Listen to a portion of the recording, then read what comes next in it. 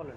এখন আমি 21 তারিখ থেকে আপনার ওষুধটা খাওয়ার পর 21/5 21 থেকে খাওয়ার পর আমার প্রথম কয়েকদিন একটু বাইরে গেছে। বেড়ে গেছিল। বলতে গেলে 1 সপ্তাহ পর্যন্ত আমার এই ব্যথাটা থাকে। এরপর যখন আমি আস্তে আস্তে এটা খাওয়া শুরু করি, তারপর আপনার এই ব্যথাটা একটু একটু কমতে থাকে। কিন্তু এখনো আমার ব্যথাটা পুরোপুরি সম্পূর্ণ যায় নাই।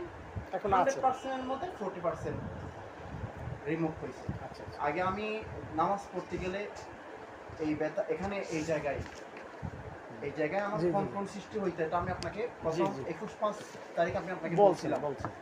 এরপর এখন আমি নামাজ কালাম পড়লে এই জায়গাটা কনকন সৃষ্টি হয় না।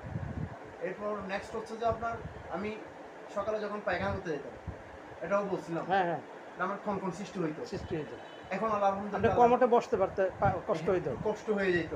এখন আলহামদুলিল্লাহ আল্লাহর রহমতে মনে হয় যেন চামড়াগুলো ছিঁড়ে যাইতেছে এরকম। আল্লাহর রহমতে এখন এটা নাই, কিন্তু মাঝের মধ্যে একটু টান দেয়। কিরকম আগে কিন্তু বেশি দিত, এখন তার তুলনায় একটু কম। এই হচ্ছে রিপোর্ট আমার। আলহামদুলিল্লাহ চলে যাবে। আর আপনি যে তথ্য দিয়েছিলেন ওই তথ্য অনুযায়ী কাজ করছে।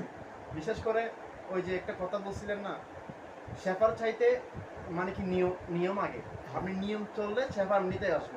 ডাক্তারের যে পরামর্শগুলো ওইটা যদি মাইনে চলে, তাহলে আপনি অন্তত পক্ষে 30 থেকে 40% মানে আরাম বোধ করবেন, এমনি যদি ঔষধও না খান।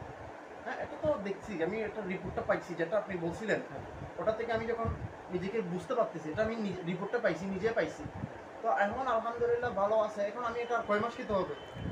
না, একবার দেবো, এরপরে মানে ভালো হয়ে গেলে কেন খাবেন আপনি? চলমান তো থাকবে না আশা করি। আমি এটা তো আপনার কথাগুলো রেকর্ড হচ্ছে, আমার কথাগুলো রেকর্ড হচ্ছে।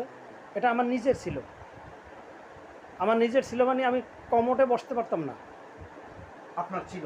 আমার ছিল, আমি কমোটে বসতে পারতাম না। সেই কমোট থেকে নামিয়া পা ঝুলাইয়া তারপরে কমোটের ভিতরে আমার এই থাইটাকে রাইখে টয়লেট করার চেষ্টা করছি, তাও আমি পারতাম না। মনে হইতো যেন ছিঁড়ে যাইতেছে আমার, কেউ কিছু দিয়ে কাটতে ফেলতেছে।